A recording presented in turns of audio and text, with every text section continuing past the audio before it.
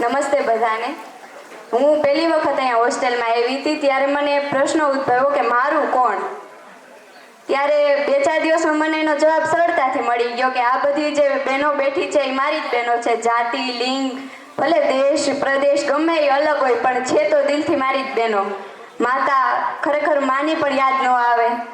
અને પ્રવૃત્તિમાં કહીએ તો 10-12 પ્રવૃત્તિમાં બહુ ઓછા હોય બીજી શાળાઓમાં, પણ અહીંયા તો ભરપૂર પ્રવૃત્તિમાં અમે આનંદ માણ્યો અને ખરેખર ટેન્શન હતું જ નહીં। 9મામાં વધુ ટેન્શન હતું, પહેલી વખત આવી હતી એટલે, પણ 10મામાં તો 10માં ટેન્શન લેવા જેવું હોય પણ હતું જ નહીં ટેન્શન।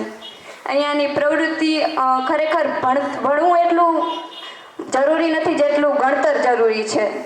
ભણતર ઓછું હશે તો હાલશે પણ ગણતર વધુ હોવું જરૂરી છે। અને પ્રવૃત્તિ એ આપણા જીવનની એક પગથિયા જેવી છે।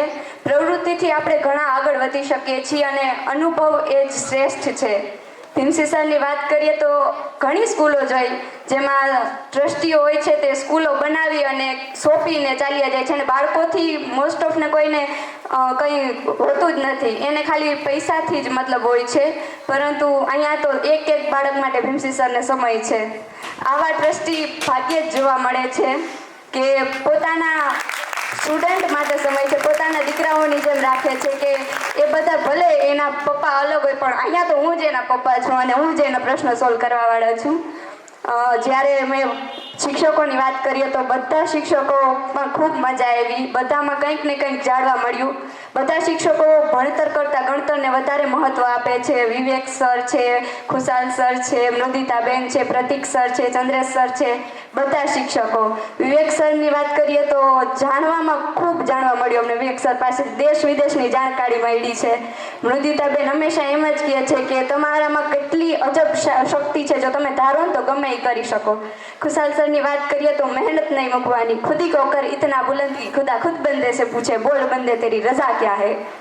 સોનલબેન પાસે ખૂબ ઓછો અનુભવ થયો, લગભગ 1 મહિનો થયો હશે, પણ એ હંમેશા એમ જ કહેતા કે દુનિયામાં કોઈ ભગવાન હોય ને તો એ આપણા માતા પિતા ને ગુરુજનો છે।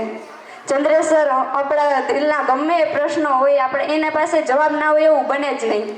પ્રતિક સર ભણવાની સાથે સાથે હસાવે એટલે વાટ જ જોતા કે કંઈ પ્રતિક સરનો લેક્ચર આવે ને કંઈ ફ્રેશ થાય।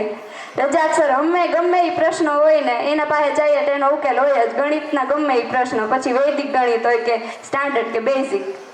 હવે હું વાત કરું કે પુરુષાર્થનું બારે શું છે। જ્યારે હું પ્રથમ વખત એનસીસીના કેમ્પમાં, જો કે 2 વર્ષ પૂર્ણ થયા એટલે એનસીસીના કેમ્પમાં ગઈ, ત્યાંના પીઆઈ સ્ટાફ ગમે એ કામ હોય, ક્યારેક પીરસવામાં કોઈ ના મળે, ક્યારેક બધું સાફ સફાઈમાં કોઈ ના મળે તો એના મોઢે એક જ નામ હોય, પુરુષાર્થવાળાને દઈ દો એટલે કમ્પ્લીટ જ કામ હશે, પુરુષાર્થવાળા જ હોય એને આગળ। ક્યારેક મેસ ડ્યુટીમાં ક્યાંક ના હોય તો પછી કે પુરુષાર્થવાળાને મેસ ડ્યુટી દઈ દો એટલે પછી કામ રેડી જ હોય। અને ખરેખર અમને મન થતું કે ના હવે એટલું પુરુષાર્થનું નામ છે તો અમે પણ કરી લઈએ। અહીંયાનો શ્રેષ્ઠ પ્રવાસ હતો મારો સાયન્સ સિટીનો, ત્યાં અમારા ભણવાને લગતું ઘણું બધું આવ્યું હતું। ત્યાં હાર્દિક સર અને દક્ષાબેન સાથે ગઈ હતી હું અને ખૂબ મજા આવી હતી। ખરેખર તો હું કહું ને કે હવે જો હું દેશના ગમે એ ખૂણા, દેશ છું પરદેશના ગમે એ ખૂણામાં જાઉં તો હું પાછળ નહીં પડું, કારણ કે હું ગર્વથી કહી શકું છું કે હું પુરુષાર્થની વિદ્યાર્થીની છું। આભાર।